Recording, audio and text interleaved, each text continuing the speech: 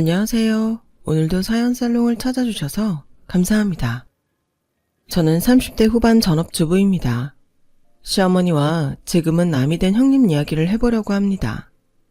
시어머니가 돌아가신 지 올해로 꼬박 3년이 되어 가는데 이렇게 날이 좋거나 또 맛있는 음식을 먹을 때면 언제나 저희 시어머니 생각에 코끝이 시큰해지곤 하는데요. 그만큼 시어머니는 저에겐 소중한 분이셨어요. 그에 반면 형님은 돈에 눈이 멀어 안타깝게도 그 외에 좋은 것은 보지 못하는 사람이었는데 그래서인지 저와는 그다지 맞는 부분이 없었던 것 같네요. 저는 돈도 돈이지만 언제나 사람들의 정이 그리웠거든요. 그렇다 보니 저에게 무한정 사랑을 주셨던 시어머니에 대한 좋은 기억이 많은데 좋은 기억이 많은 만큼 그리움이 커서 이렇게나마 시어머니에 대한 이야기를 해보려 합니다. 저는 가난한 집의 장녀였어요. 아버지가 일찍 돌아가셔서 친정엄마가 저를 포함 3남매를 홀로 키우셨기 때문이었죠. 게다가 변변한 기술이나 경력도 없던 엄마는 일자리 구하기부터가 쉽지 않았는데 새벽에 우유 배달부터 시작해 가사 도우미까지 당신이 할 수 있는 일은 닥치는 대로 하셨어요. 하지만 벌이가 그다지 좋지는 않았기에 그렇게 오래 일해도 생활은 좀처럼 나아지지 않았는데 그렇다 보니 맞이인 저는 어릴 때부터 철이 빨리 들었고 한가하게 공부나 하고 있을 바에는 동생들 돌보고 집안 살림을 도맡아서 하는 게 낫다고 생각했어요. 그럼 일하고 돌아온 엄마가 그나마 집에서는 조금이라도 빨리 쉴 수 있었으니까요. 하지만 아무리 철이 빨리 들었어도 제 또래의 평범하고 부모님의 사랑을 받는 친구들을 보면 그렇게 부러울 수가 없었는데요. 그렇게 어른이 된 저는 그때까지도 엄마와 함께 아직은 어린 동생들 뒷바라지를 하며 언젠가는 나도 남들처럼 누군가의 사랑을 받으며 행복한 가정을 꾸리고 싶다는 꿈을 키웠어요. 그러다 단골가게처럼 자주 들르던 은행에서 지금의 남편을 만나게 되었죠. 혜영씨 오셨어요. 안 그래도 이번에 조건이 좋은 적금 상품이 나와서 연락드리고 싶었는데 이번 달에 만기되는 적금 있으시잖아요. 그걸 종잣돈으로 목돈 만들 수 있는 적금인데 혜영씨 생각이 나더라고요. 정말요? 제가 오늘 은행에 오길 잘했네요. 저는 그냥 점심시간이라 지나가다가 종훈씨가 생각나서 캔커피 하나 드리려고 들렀는데 아 그래요? 마침 제가 커피가 먹고 싶던 참이었는데 우리 통했네요. 그런가요? 저는 지난번에 종훈씨가 상담을 하도 잘해주셔서 고마웠거든요. 사실 제가 그때 남편에게 한 말은 거짓말이었어요. 솔직히 말하면 제가 남편을 보고 싶어서 적당한 핑계를 찾았던 거였거든요. 그리고 남편도 그런 제 마음을 아주 모르진 않다고 생각했는데 야, 조혜영, 너도 참 순진하다. 은행원이 너한테만 친절하겠냐? 다 자기 실적 올리려고 그러는 건데 괜히 홀랑 빠져서는 너 그러다 혼자 마음 다친다? 고백할 마음이라면 그만둬. 알아. 그냥 내 마음이 그렇다는 거지. 내 처지야 무슨 고백이야. 근데 좋아하는 마음은 자유잖아. 나는 뭐 사람 좋아하면 안 돼? 누가 안 된대? 괜히 그 남자도 널 좋아한다고 착각해서 실수하지 말라는 거지. 저는 그렇듯 은행원 남편을 혼자 짝사랑하고 있었어요. 그리고 친구의 말대로 언감생심 고백은 꿈꾸지 못했는데 뜻밖의 남편이 먼저 저에게 고백을 해왔어요. 저기 혜영씨는 주말에 뭐 하세요? 네? 저요? 네, 여기 혜영씨 말고 아무도 없는데 혹시 제 말에 놀라셨어요? 에이, 나는 혜영씨도 제 마음 아는 줄 알았는데 아니었나? 마음이요? 아니에요. 괜히 창피하네요. 못 들은 걸로 하세요. 아니에요. 저 주말에 시간 많아요. 진짜 많아요. 저는 남편의 갑작스러운 고백에 세상 전부를 다 가진 듯 기뻤어요. 혼자만 좋아하다 끝날 마음이라고 생각했는데 우리가 같은 마음이라는 것이 얼마나 기뻤는지 몰랐죠. 저희 부부의 시작은 그렇게 서툴고 어설펐지만 남편도 저도 마음만은 사귀는 내내 한결같았는데 막상 본격적으로 연애를 하니 미처 생각하지 못한 부분이 저를 고민하게 했는데요. 남편의 집이 생각보다 꽤 부유한 집이더라고요. 그에 반해 저는 그러지 못했고 제게 실질적인 집안의 가장이었으니 이 연애의 끝이 그리 좋을 것 같지 않아 불안했는데 그렇게 행복하고 불안한 연애를 이어가다 남편이 먼저 저와 결혼하고 싶다는 말을 꺼냈어요. 혜영아, 우리 이제 연애 그만하고 결혼하자. 알지? 우리 형 작년에 결혼한 거. 그거 보니까 나도 혜영이 너랑 하루라도 빨리 결혼하고 싶어. 솔직히 나도 종훈 씨랑 결혼하고 싶은데 종훈 씨도 알잖아. 우리 집 형편이 그다지 좋지 않은 거. 그게 왜? 우리 결혼이랑 그게 상관이 있어? 상관이 있지. 종훈 씨 집에서 이런 나를 좋아하시겠어? 에이, 네가 우리 엄마를 몰라서 그래. 우리 엄마 절대 그런 걸로 사랑 가리는 사람 아니야. 그래도 나 못 믿어? 그러지 말고 우리 집에 한번 가볼래? 우리 엄마 직접 보고 얘기해보면 너도 확신이 생길 거야. 저는 청혼을 받고 기뻐해야 할 때 이 남자와 헤어지게 될까봐 불안했어요. 그리고 자기 엄마는 절대 그런 사람이 아니라며 자기를 믿으라고 큰 소리치던 남편을 솔직히 믿을 수도 없었는데요. 당시 다니던 직장 동료도 그런 저를 말리더군요.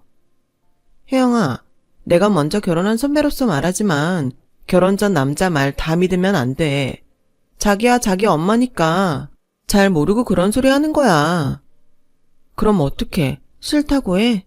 솔직히 나도 종훈 씨랑 결혼하고 싶은데. 에휴, 그러게. 비슷한 처지면 좀 좋아? 그쪽은 좀 산다며? 집도 고급 아파트에 어머니가 이것저것 재산도 꽤 있고. 게다가 원래 홀시어머니는 힘든 거야. 아들이 은행원인데 그 콧대가 얼마나 높겠어? 시집살이 호되게 당하고 이혼할 바엔 그냥 서로 좋은 감정일 때 정리하는 게 나을 수도 있어. 이렇듯 회사 동료는 무조건 남편과 헤어지는 것이 좋다고 말했는데 제가 남편을 사랑하는 마음이 워낙에 컸기에 머리로는 헤어지는 것이 나을 수도 있다는 생각을 하면서도 쉽게 마음을 접을 수 없었고 나중에 후회할 바에는 일단은 부딪혀보자는 마음이 들어 무작정 남편이 하자는 대로 시댁을 가게 됐어요. 어서 와요. 우리 막내 아들이 그렇게 예쁘다고 자랑을 하더니 실제로 보니까 정말 예쁘네요. 난 뭐 연예인이 들어오는 줄 알았잖아. 네? 그럴 리가요. 예쁘게 봐주셔서 감사합니다. 감사는 무슨, 나는 본대로 말한 건데. 그리고 여기는 우리 첫째 며느리.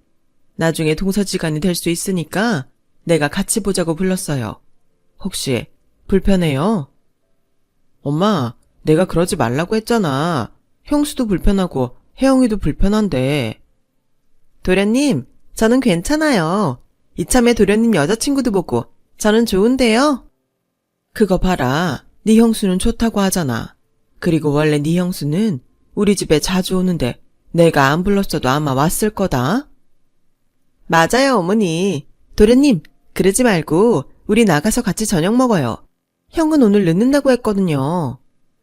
예, 뭘 나가서 먹니? 내가 오랜만에 아들 여자친구 데리고 온다고 해서 솜씨 좀 부려봤다. 아가씨, 찜닭 좋아해요? 네, 좋아해요. 어머니도 참, 요리도 잘 못하시면서 손님 왔을 땐 그냥 나가서 먹어요. 저 비위 약한 거 아시잖아요. 넌 꼭 내가 음식하면 비위 약하다고 하더라. 그렇게 싫으면 그냥 넌 네 집에 가서 먹어. 그래도 가족이 될 수도 있는 손님인데 내가 대접해야지. 안 그래? 그리고 나 저거 맛있게 하려고 연습도 했다. 그게 문제가 아닌데 어머니도 참. 저는 처음 간 자리라서 그런지 아직은 조심스러운 시어머니와 형님의 대화가 어딘가 모르게 불편했어요. 하지만 그만큼 두 사람이 친해서 그런가 했는데 그렇게 비위 타령을 하던 형님은 집에 가지 않았고 그대로 저희와 함께 저녁 식탁에 앉았어요. 그리고 떨리는 마음으로 시어머니가 차려준 음식 맛을 본 저는 깜짝 놀랄 수밖에 없었는데요. 그도 그럴 게 형님이 하도 그런 말을 해서 음식 맛이 별로여도 최대한 맛있다고 해야지 했었는데 막상 시어머님이 차려주신 음식 맛을 보니 너무 맛있더라고요. 그리고 저의 반응을 살피던 시어머니도 잔뜩 긴장한 얼굴로 저를 보고 있었는데, 어때요? 입에 맞아요? 네, 어머니, 정말 맛있어요. 어머, 그래요? 다행이다. 난 또 큰애처럼 별로라고 할까봐 긴장했는데. 큰애 너는 어떠니? 어머니, 저는 이거 못 먹을 것 같아요. 저는 그냥 집에 가서 먹을게요. 형수, 그러지 마시고 조금이라도 먹고 가요. 이렇게 가시면 저희 엄마가 민망하잖아요. 어머, 도련님, 저 어머니랑 친해요. 제가 어머님 음식이 싫어서 그런 게 아니고 정말 비위가 상해서 그런 건데 어머님도 다 이해해 주신다고요. 맞죠, 어머니? 그래, 원래 싫다는 건 강요하는 게 아니다. 큰애 너 하고 싶은 대로 하렴. 그거 봐요. 그럼 저는 이만 가볼게요. 그쪽도 다음에 볼 수 있을지 모르겠지만 오늘 만나서 반가웠어요. 그렇게 형님은 시댁을 나갔어요. 그리고 남편은 그렇게 가버린 형수가 불만인지 얼굴 색이 그다지 좋지 않았는데 시어머니는 아무런 내색도 하지 않고 그저 잘 먹는 저를 고마워하셨어요. 먹는 게 참 복스럽고 예쁘네. 아참, 말 놔도 될까? 나는 존댓말이 어색해서. 네, 말씀 편하게 하세요. 그리고 이렇게 저녁까지 거하게 차려주셔서 감사합니다. 괜히 저 때문에 고생하신 것 같아서 죄송해요. 엄마, 내가 말했지? 혜영이는 형수에 비하면 천사라고. 근데 혜영이가 걱정이 많아. 내가 결혼하자고 프로포즈 했는데. 종훈 씨, 괜찮아 종훈아, 계속해봐. 프로포즈 했는데 뭐? 엄마가 혜영이 집안 형편 보고 싫어할까봐 혜영이가 아직 승낙을 안 했어. 오라, 그래서 일부러 집까지 데리고 왔구나. 엄마가 빨리 혜영이한테 말해줘. 엄마 그런 사람 아니라고. 그래야 내가 장가갈 수 있다니까. 저는 남편의 말에 화들짝 놀라고 말았어요. 그리고 그 모습을 보던 시어머니는 뭐가 그렇게 재밌는지 화통하게 웃기까지 하셨는데요. 내가 그런 사람인지 아닌지 네가 어떻게 알고 그런 말을 했어. 그리고 내 입으로 나는 그런 사람 아니니까 내 아들이랑 결혼해라. 그런 말을 하라고? 엄마는 아들 장가 보내기 싫어. 혜영이라고 했나? 우리 아들이 혜영이 너를 진짜 많이 좋아하나 보다. 나는 뭐 그래. 내가 어떤 사람인지 내 입으로 말한들 그게 진짜 나일지는 모르겠어.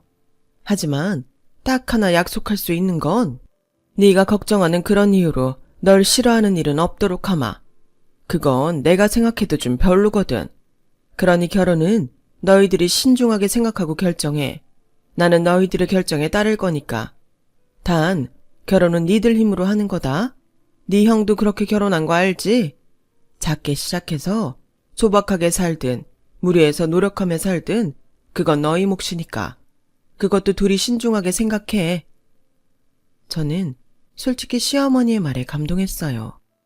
무엇보다 남편이 말한 것보다 시어머니의 인품이 좋다는 걸 단번에 알 수 있었기에 마음을 내려놓을 수 있었죠. 그래서 남편과 결혼을 결정하고 결혼식을 올리는 동안에도 큰 어려움은 없었어요.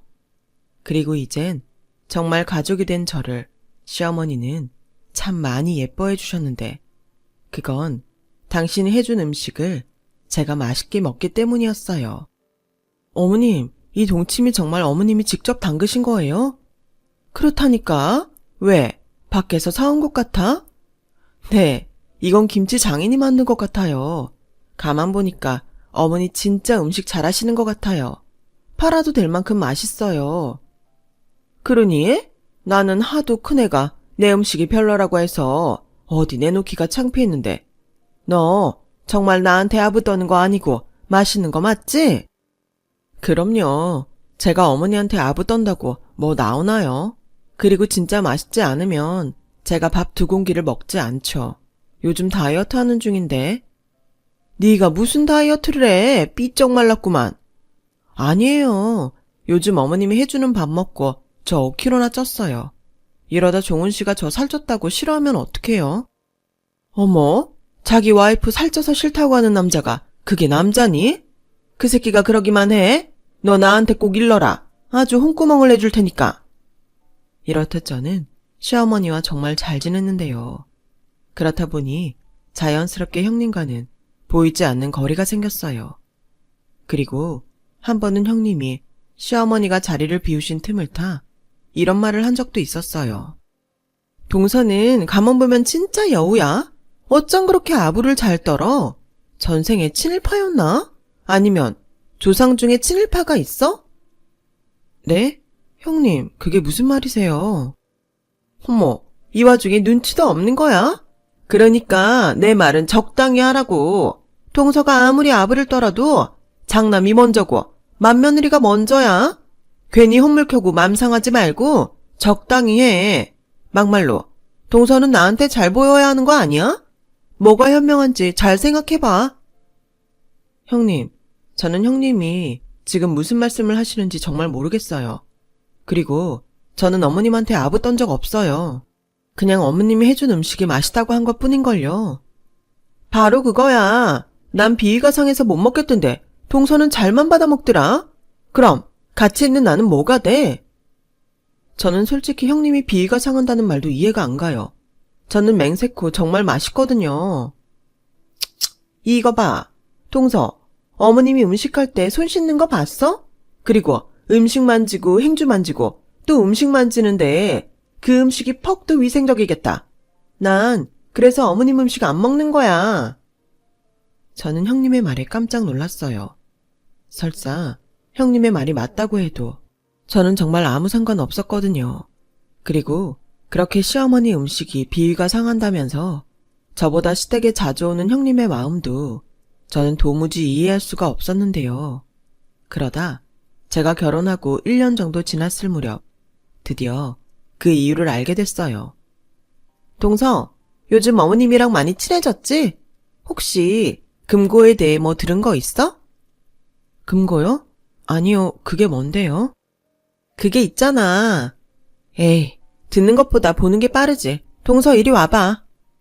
저는 그렇게 별로 친하지도 않는 형님의 손에 이끌려 시어머니가 쓰시는 안방에 들어갔어요.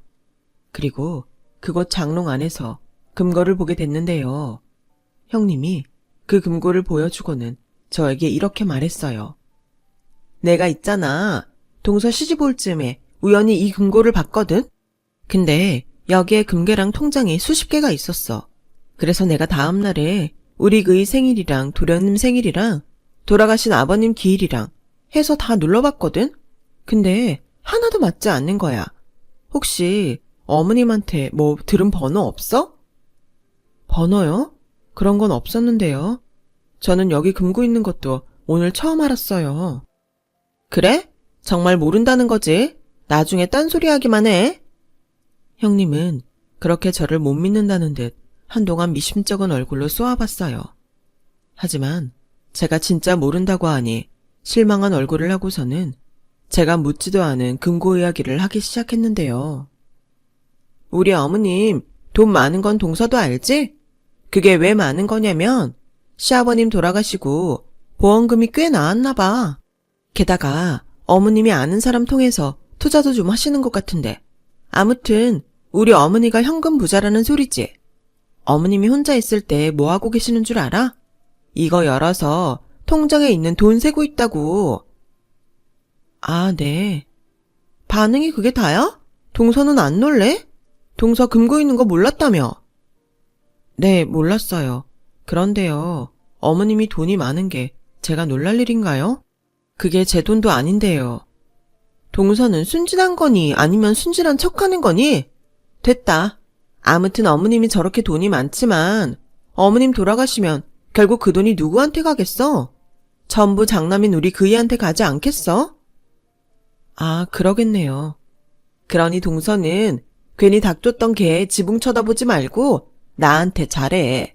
어차피 동서가 그렇게 시어머니한테 잘 보이려고 아부를 떨어도 말로만 예뻐하시는 거지 실속은 하나도 없다고. 지금 이 금고도 그래. 나는 그래도 여기 금고가 있다는 건 알고 있었잖아. 근데 동서는 나 아니었음 이 금고 존재를 알 수나 있었을까?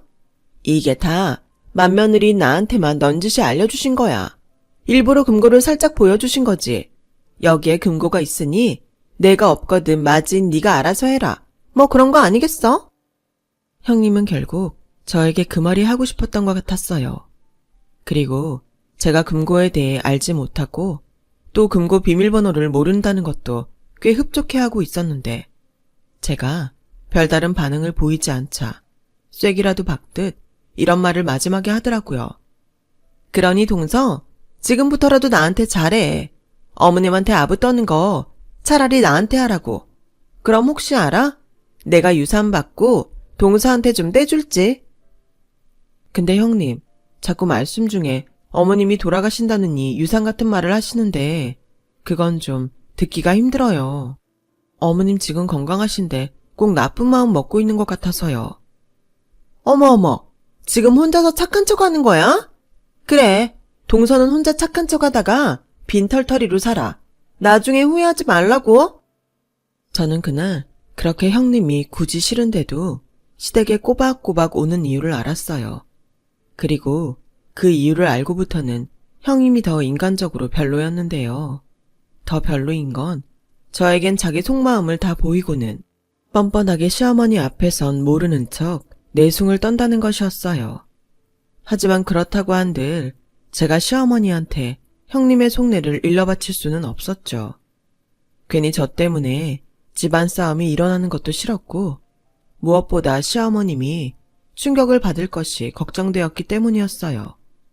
그래서 오히려 제가 형님을 잘 감시해야겠다고 생각하며 시댁을 오고 갔는데 그러다 저희 친정에서 깜짝 놀랄 소식이 들려왔어요. 언니, 있잖아. 집에 큰일 났어. 왜? 무슨 일인데? 글쎄, 요 며칠 엄마가 몸이 좋지 않아서 오빠가 엄마 데리고 병원에 갔거든? 근데 검사 결과 엄마가 위암 상기래. 언니, 우리 이제 어떡해? 순간 막내 동생의 말에 저는 머릿속이 하얗게 되는 것 같았어요. 눈앞이 캄캄하고 손발이 떨리는데 아무리 말을 하려고 해도 목소리가 입 밖으로 나오지 않더군요. 또 앞서 말했듯 저희 친정은 경제적으로 여유가 없었기에 덜컥 돈 걱정이 먼저 들었는데 제가 하필이면 그때 결혼 후 회사를 그만둔 시점이라 남편한테 돈 얘기를 선뜻 하지 못했어요. 그렇다고 돈 때문에 엄마의 수술을 미룰 수는 없었기에 우선은 퇴직금과 붓고 있던 적금을 모두 해지했는데요. 남편이 은행에서 일을 하다 보니 생각보다 빨리 남편에게 적금을 깬 사실이 드러나고 말았어요. 이 바보야, 그렇다고 적금을 깨? 나한테 말을 하지. 그게 있잖아. 자기한테 친정에 돈 필요하다는 말은 정말 못하겠더라고. 그래도 내가 가진 돈으로 엄마 수술비는 어떻게 될 것 같아. 근데 문제는 다음이야. 수술만 받으면 될 줄 알았는데. 으유, 됐어. 이제 혼자 걱정하지 마. 이 다음은 내가 어떻게든 할게. 그리고 다음부터는 나한테 제일 먼저 말해. 나 자기 남편이잖아. 알겠어. 미안해. 그리고 고마워. 남편은 그렇게 울먹이는 저를 꼭 안아주며 친정엄마 수술이 잘 됐으니 이젠 다 나은 거나 다름없다고 저를 안심시켜줬어요. 그 순간 제가 결혼 하나는 잘했다는 생각이 들었는데 다음날 그날도 엄마 병실에 있던 저에게 시어머니가 전화를 하셔서는 병원 로비로 내려오라고 하셨어요. 저는 시어머니의 전화를 받고 시어머니가 병원에 오신 것도 놀랄 일이었는데 제가 더 놀랄 일은 그 다음이었어요. 어머님, 여기 어떻게 오셨어요? 혹시 종은 씨가 저희 엄마 얘기를 하던가요? 그래. 아니 너는 이런 큰일이 있으면 나한테 상의를 하지. 왜 혼자 끙끙 앓았니? 내가 종은이한테 소식 듣고 얼마나 마음 아팠는지 알아? 죄송해요. 근데 그때는 정말 아무 생각도 들지 않았어요. 그래. 네 속이 얼마나 애가 탔겠니? 시간 오래 뺐지 않으마. 이거 받아라. 저는 그렇게 시어머님이 건넨 작은 쇼핑백을 아무 생각 없이 받았어요. 그리고 먹을 거라도 사오셨나? 하면서 쇼핑백 안을 열었는데 쇼핑백 가득 돈 뭉치가 들어있어서 깜짝 놀라고 말았죠. 계좌로 보내야 하는데 내가 네 계좌를 몰라서 그냥 통장에 있는 돈 다 찾아왔다.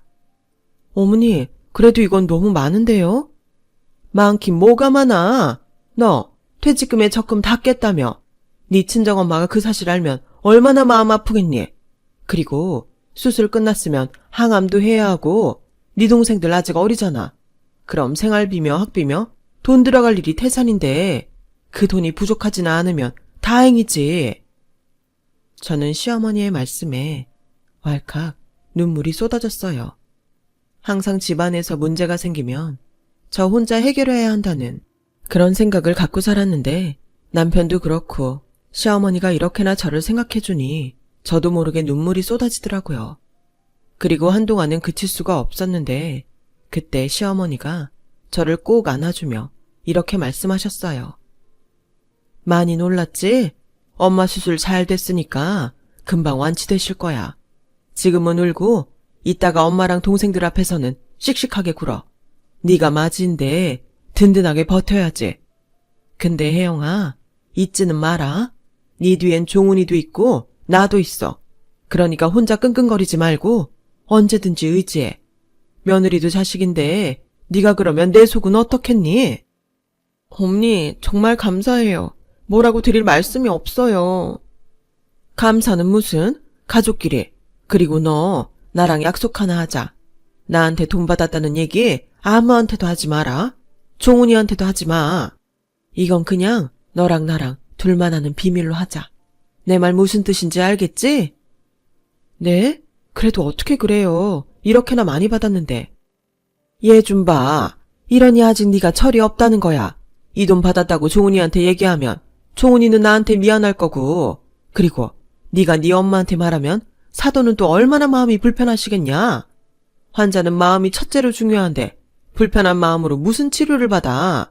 그리고 가장 중요한 사람, 이거 네 형님이 알면 안 된다. 알겠지? 시어머니는 그렇게 신신당부를 하고 병원을 나가셨어요. 병문안은 저희 엄마가 많이 호전되면 서로 웃는 얼굴로 하고 싶다고 하셨는데 태어나 처음으로 나도 누군가의 그늘 밑에 있다는 생각이 들었어요. 따뜻하고 든든한 시어머님의 그늘이었죠. 그리고 시어머님이 주고 가신 쇼핑백에는 아마도 은행 직원이 넣어뒀을 것 같은 어머님의 통장이 들어있었는데 순간 형님에게 들었던 금고 이야기가 떠올랐어요. 어쩌면 이 통장이 그 금고에 있던 통장 중 하나였던 것이 아닐까 하는 생각이 머릿속을 스쳐 지나갔죠. 그래서인지 시어머니가 왜 그리도 형님이 알면 안 된다고 신신당부를 하셨는지 알 것 같은 기분이 들었는데 지금 생각하면 아마도 시어머니는 진작부터 형님의 본심을 알고 계셨던 것이 아니었나 싶네요.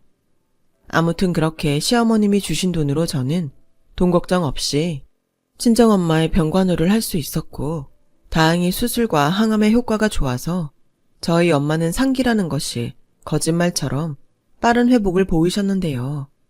그렇게 한 고비를 넘긴 저는 받은 은혜가 컸기에 시어머니에게 더욱 잘하게 됐고 형님은 그런 저를 더욱 시기 질투하게 됐는데 급기야 제가 금고안의 재산을 노리고 시어머니에게 접근한다고 생각했는지 어느 순간부터는 저를 경계하기 시작하더군요. 하지만 형님은 모르셨을 거예요. 저는 그런 형님을 보고 있으면 안타까운 생각이 제일 먼저 들었다는 것을요. 이렇게 좋은 시어머니를 알아보지 못하고 돈에만 눈이 어두워 스스로 저렇게 힘들게 살까? 짠하기까지 했으니까요. 하지만 형님은 오히려 저에게 넌지시 그래, 그렇게 아부 떨어서 금고 비밀번호 힌트라도 알았어? 라며 오직 금고 생각밖에는 없었는데 저는 형님이 그럴 때마다 형님이 듣고 안심할 이야기만 했어요. 사실 시어머니한테 받은 것이 있기에 형님이 그럴 때마다 좀 찔리긴 했거든요. 그런데 형님은 무슨 생각인지 제 앞에서 늘 시어머니 흉을 받고 한 번은 동서, 우리 어머님이 어떤 분인지 알기나 해? 겉으로는 허허하하 하면서 웃고 넘기지만 속에는 구렁이가 몇백 마리는 있는 양반이야. 금고도 봐. 요즘 누가 재벌도 아니면서 집에 금고를 두냐? 살면 얼마나 더 사신다고. 그냥 마음 편하게 있는 거 자식한테 다 주시지. 가만 보면 욕심이 가득하다니까? 라는 말을 하는데 솔직히 그때는 형님이 무섭기까지 했어요. 그때가 친정엄마가 위암 선고를 받고 제가 많이 놀랐던 때라 더욱 그랬는데 저는 그럴 때마다 형님에게 정색하며 이렇게 말했죠. 형님, 저는 어머님 재산에 1도 욕심이 없어요. 그러니까 제발 부탁인데 제 앞에서는 어머님 얘기 그렇게 하지 않으셨으면 좋겠어요. 어머 별꼴이야. 누가 보면 동서가 여기 딸인 줄 알겠다. 아니 며느리들끼리 시어머니 욕도 못해? 다 원참 동서 앞에서 무슨 말을 못하겠다. 동서 나중에 후회하지 마. 오늘 이 행동 나 절대 잊지 않을 거니까. 그리고 분명히 말했다. 동서 어머님 재산 1도 욕심 없다고. 그렇게 형님은 제 말에 안도가 됐는지 그 뒤부터는 저에게 시어머니나 금고 얘기는 일절하지 않았어요. 하지만 지금 생각하면 시어머니는 이 모든 걸 다 알고 계셨던지 어느 순간부터 저를 밖에서 보자고 한 날이 많았고 때론 저희 집까지 오셔서 아무렇지 않게 의문의 쇼핑백을 툭툭 건네곤 하셨는데요. 그걸 열어보면 여지없이 돈이나 금 같은 것들이 들어있었어요. 어머니, 이게 뭐예요? 그리고 왜 자꾸 이런 걸 주세요? 저 부담스러워서 싫어요. 부담은 무슨, 엄마가 자식한테 용돈 주는 건데. 무슨 용돈을 이렇게 많이 주시는데요. 저는 싫어요. 안 받을래요. 전에 받은 것도 너무 많았는데 이러시면 저 염치 없는 며느리 만드시는 거예요. 그러니까 저 언젠가는 그 돈도 전부 갚을 거니까 이런 거 주지 마시고 제가 그 돈 다 갚을 때까지 어머니는 절대 아프지 마세요. 진짜 오래오래 사세요. 제가 바라는 건 딱 그거 하나예요. 어머, 얘 말하는 것 좀 봐. 이래서 내가 딸이 가고 싶었다니까. 너 며느리 말고 오늘부터 내 딸하면 안 되니? 사돈이 딸 뺏어간다고 싫어하실까? 이쁜 것. 그럼 이거 나 대신 보관한다 생각하렴. 집에 이런 거 두면 누가 훔쳐갈까봐 심장이 벌렁거리거든. 저는 순간 어머니는 금고가 있잖아요. 라는 말을 할 뻔했어요. 하지만 그 말을 이상하게도 하기가 싫었는데 시어머니는 그 뒤로도 계속 저에게 보관하라며 돈이며 금이며 때로는 땅 문서까지 저에게 건네셨어요. 그러다 문득 이런 생각이 들더군요. 이미 형님의 마음을 눈치챈 시어머니가 불안해서 저에게 당신의 재산을 대신 맡아달라는 것이 아닐까 하는 그런 생각이었죠. 그래서 저는 정말 소중하게 시어머니가 주신 것들을 보관해 두었어요. 그러다 남편에게서 시어머니가 사실은 많이 아프다는 얘기를 듣게 됐고 저희 엄마가 위암에 걸렸다는 것보다 훨씬 더 충격을 받았는데요. 뭐? 자기는 그 얘기 왜 지금 해? 어머니는 엊그제까지 나한테는 아무런 말씀도 하지 않으셨는데 정말이야? 나 놀리는 거 아니지? 엄마가 최대한 늦게 혜영이 너한테 말하라고 했어. 어찌나 신신당부를 하는지.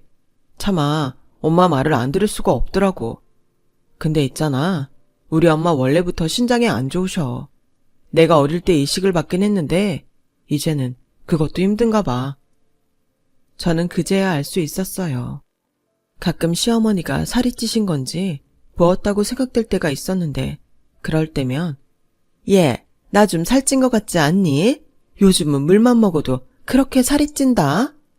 라며 너스레를 떠셨던 것이 생각이 났어요. 하지만 제가 알았을 때는 모든 것이 다 늦었을 때였고 시어머니는 병원 생활을 피할 수 없게 되셨어요. 어머니는 저한테 제일 먼저 다 말하라고 하셔놓고 어머님은 이게 뭐예요? 제가 얼마나 놀랐는지 아세요? 미안하다. 원래 엄마들이 다 그래. 내 새끼 걱정할까봐 말을 잘 못한다. 게다가 넌 니네 엄마 수술 받으신 지도 얼마 안 됐잖아. 그래도요. 어머님이 이렇게 아프신데 제가 아무것도 몰랐다는 게 말이 안 되잖아요. 제가 무심했어요. 눈치를 챘어야 했는데. 사람이 작정하고 속이는데 네가 무슨 수로 눈치를 채. 됐다. 난 이제 미련도 없어. 이젠 좀 편해지고 싶다. 시어머니는 그렇게 말하고 저를 보며 웃으셨어요. 하지만 저는 그게 시어머니가 포기한다는 말 같아서 싫었는데요. 그 뒤로는 정말 시어머니의 병실에 살다시피 하며 시어머니 병간호를 했어요. 다행히 그때는 항암을 마친 친정엄마가 퇴원을 하셔서 동생이 친정엄마를 집에서 돌볼 수 있었고 저는 저라도 신장 이식을 할 수 있는지 제가 할 수 있는 최선을 다했는데요. 시어머니는 그럴 때마다 싫다고 거부하셨어요. 예, 아무리 내가 살고 싶어도 네 신장 떼서 연명하고 싶은 마음은 없다. 이식도 젊고 건강할 때 하는 거야. 나는 이미 한 번 하지 않았니? 그것도 쉬운 거 아니다. 그리고 네가 지금은 영원히 젊을 것 같지? 사람 늙는 거 그리 오래 걸리지 않아. 네 몸 아끼라는 소리야. 너 계속 그러면 나 병원 옮길 거고 너 못 오게 한다. 어머니, 그래도 제가 어떻게 손 놓고 있어요. 해볼 수 있는 건 다 해봐야죠. 난 지금이 좋다. 나도 혼자 너무 오래 살았잖아. 그래서 하는 말인데, 너 내가 준 것들 잘 보관하고 있지? 네, 그럼요. 어머니 물건 제가 하나도 빠뜨리지 않고 잘 보관하고 있으니까 걱정하지 마세요. 그래. 그리고 병원비도 니들 돈 쓰지 말고 그 돈으로 내라. 그리고 내가 만약에 죽거든 장례비도. 어머니, 저 그런 말씀하시면 화낼 거예요. 어머님이 그러셨잖아요. 환자는 마음이 첫 번째로 중요하다고. 근데 어머님은 왜 그렇게 부정적인 말만 하세요? 예, 죽는 게 뭐가 부정적이야. 아프지 않고 편하게 갈 수 있으면 그것도 복이다. 절대 그렇게 생각하지 마라. 알겠지? 그리고 그때도 말했지만 내가 너한테 전 재산 맡긴 거 절대 네 형님한테 말하면 안 돼. 알겠지? 네, 절대 말 안 해요. 그때였어요. 언제부터 저희 대화를 듣고 있던 건지 모를 형님이 시어머님 병실을 처음 찾아왔는데요. 행여 저와 시어머니의 대화를 들었을까봐 저희 두 사람이 얼마나 놀랐는지 몰라요.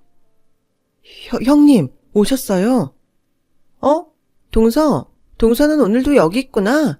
우리 그이가 그러더라고. 동서가 맨날 어머님 병실에서 살다시피 한다고. 아, 네. 어머님이 걱정이라. 그네 왔니? 어째 너는 오랜만에 보는 것 같냐? 왜? 나 얼마나 사나 궁금해서 왔냐? 어머, 어머니. 무슨 말을 그렇게 서운하게 하세요. 제가 요즘 많이 바빠서 미처 못 온 거예요. 동서가 매일 있다고 하니까 안심도 됐고요. 그렇구나. 너는 네 동서 믿고 안심을 했구나. 나는 얘 혼자만 고생하는 것 같아서 내내 마음이 불편했다. 아, 어머님. 근데 동서는 집에서 놀잖아요. 근데 저는 직장에 다니고 있으니까 그 점은 좀 이해해 주세요. 저도 앞으로는 동서처럼 자주 올게요. 제가 안 와서 많이 서운하셨어요? 죄송해요. 제가 맏며느리인데 제가 앞으로 동서보다 잘할게요. 형님은 그렇게 저를 의식하듯 가식적인 말로 어머님의 마음을 돌리려고 했어요. 그리고 저는 약간 이상해진 분위기를 전환하고 싶어 냉장고에서 음료수를 꺼내 형님에게 건넸는데요.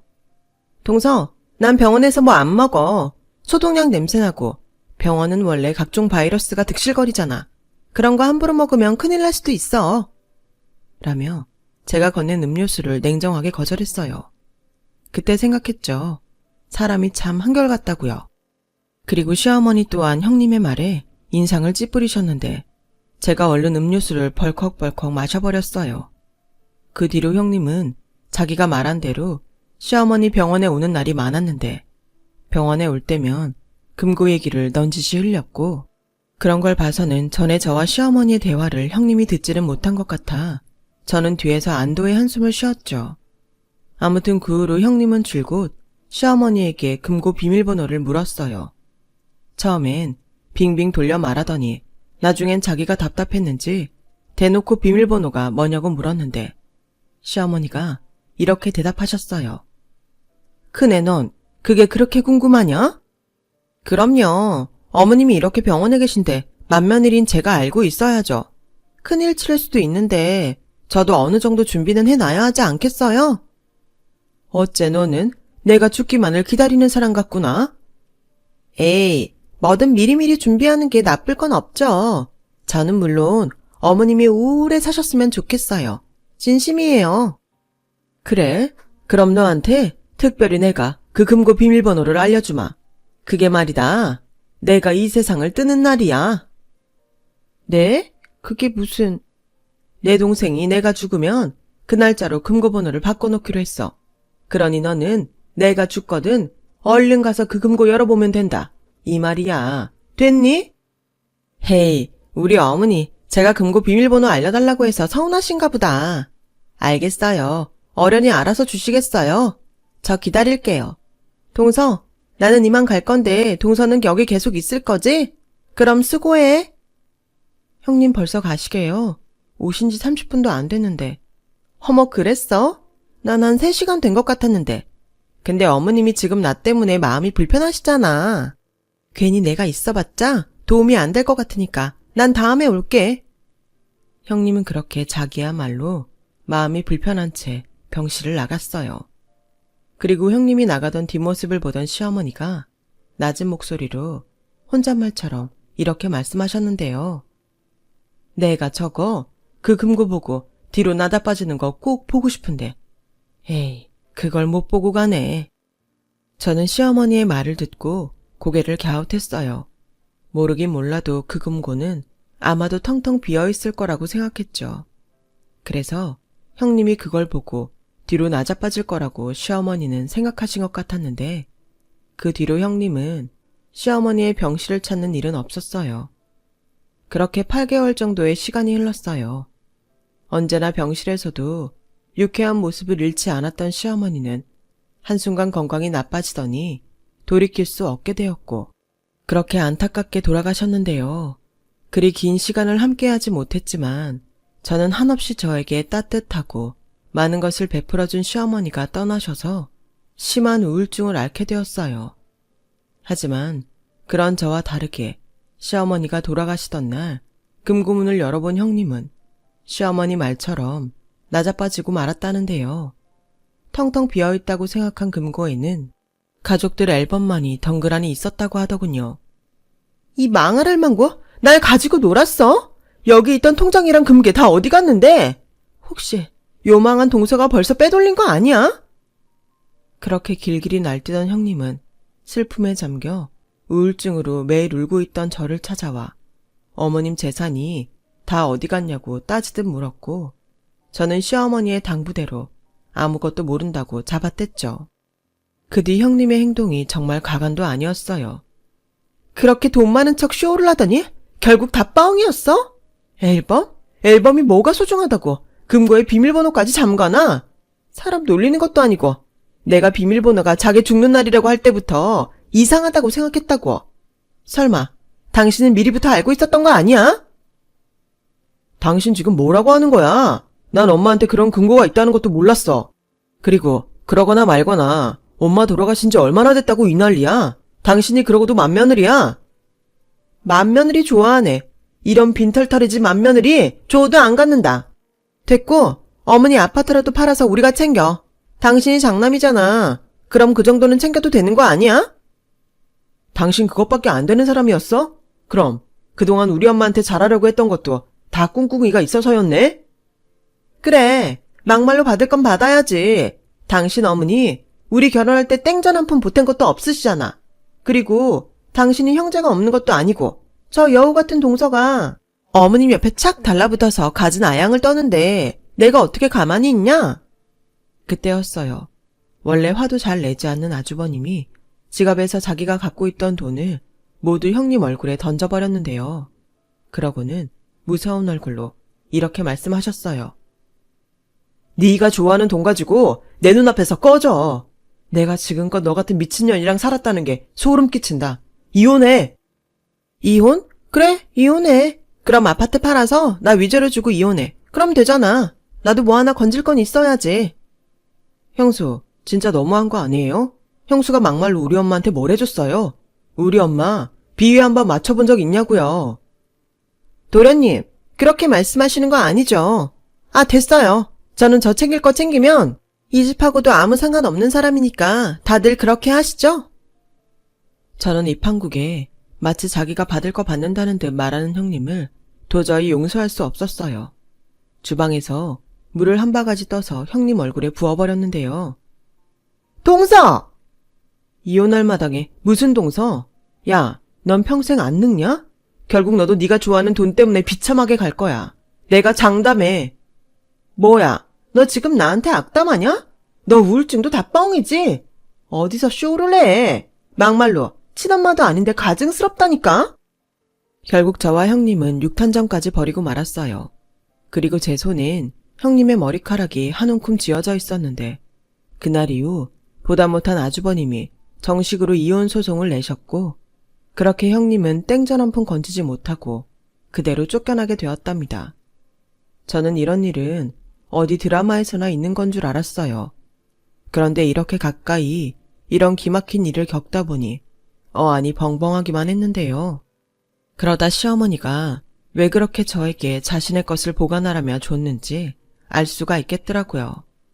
그리고 저는 아주버님과 남편에게 시어머니가 맡겨둔 재산이 있다며 두 사람에게 금괴와 통장, 돈 땅 문서를 내주었고 시어머니와 있었던 비밀까지 모두 털어놓았어요. 그러자 아주버님이 먼저 눈물을 흘리셨어요. 살아계셨을 때 제대로 효도를 다 하지 못한 죄가 크다면서요. 그리고는 그 재산도 모두 필요 없다고 저에게 계속 보관하면 좋겠다고 하셨는데 저는 그럼 보관만 하겠다고 지금까지도 그 돈을 고스란히 금고에 두고 있네요.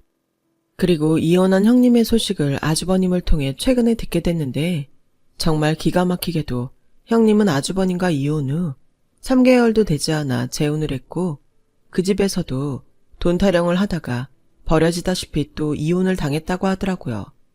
그러면서 이젠 자기는 돈 같은 건 필요 없다며 아주버님에게 자기를 다시 받아달라고 그렇게 애원을 했다고 하는데 이미 형님에게 학을 뗀 아주버님은 그런 형님을 단칼에 거절했고 거지 적선하는 셈 치고 10만 원을 바닥에 던져줬다고 하더군요. 형님도 자존심이 상했는지 눈물만 뚝뚝 흘리더니 끝내 그 돈을 주어선 도망치듯 돌아갔다고 하더군요. 그렇게 좋은 마음으로 아주버님과 살았으면 얼마나 좋았을까요? 이게 다 분에 넘치는 그 욕심 때문인걸. 이제는 형님이 아셨으면 좋겠네요. 그리고요, 시어머님의 재산을 다시 금고에 보관하면서 그곳에 놓아둔 앨범을 보게 된 저는 이런 생각을 했는데요. 어쩌면 시어머님한테 진짜 보물은 돈이 아니라 정말로 이 추억이 가득한 앨범이 아니었나 싶어요. 분명히 시어머님은 그걸 저희에게 알려주고 싶어 이 앨범을 금고 안에 두지 않았나? 저 혼자 시어머님의 의중을 헤아려 봅니다. 그래도 자식이 부모의 마음을 모두 알 수 없다고 저희 시어머님은 마지막 가시는 길 어떤 마음이셨을까요? 부디 걱정되고 안타까운 그런 마음이 아닌 당신 말대로 편안하고 좋은 마음으로 그리워하던 시아버님 곁으로 가셨길 간절히 바랄 뿐이에요. 시어머님은 아셨을까요? 제가 그토록 바랬던 것들을 시어머니가 저에게 모두 주셨다는 걸요. 저는 앞으로 어머님의 뒤를 이어 저희 집안의 좋은 어른이 될 수 있도록 노력하며 살아갈 거예요.